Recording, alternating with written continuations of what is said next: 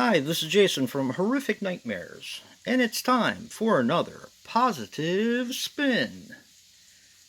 Now, today we're going to be talking about Cabin Fever, the remake.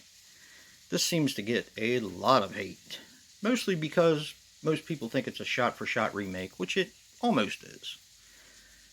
Now, my relationship with this film, I rented it when it first came out and watched it, and I liked it. I mean, I kind of feel like to say that you don't like this movie is to say you don't like the original almost, because it's almost the same thing. It's just different actors. It's brought a little bit more up to date because there was 14 years in between the two. And yeah, if you hear something sizzling in the background, it's dinner. Okay, now I did buy this specifically for positive spin. So let's put a positive spin on Cabin Fever, the remake, 2016.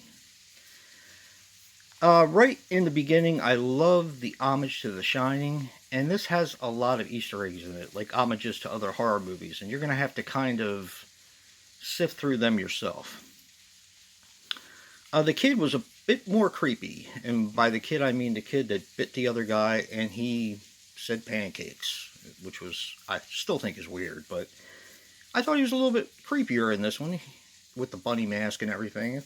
He was pretty creepy. The country setting is cool, much like the original. The house is gorgeous. It's kind of like, it has a log cabin sort of feel to it, and I love that. Absolutely love it.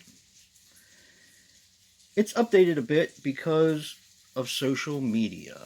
Now, of course, cell phones they were around back then, but they weren't as prevalent as they are, and of course, everything is done through social media, so they mention that a few times. It feels more current, probably because of the social media, and just it doesn't look as, it has a better look to it, almost like it's filmed with better cameras and stuff like that. The humor lands much like in the original. And like I said, this is almost a shot for shot. They do some other things in it, like there's a extended ending, which I thought was interesting, and there is a different way that someone is killed, which I also thought was interesting. Majority of the characters are likable, I feel. It's a little bit more serious than the original. While I found the original a little goofy in spots, of course not to the extent of the second Cabin Fever movie, because that's pretty goofy. That just goes way over.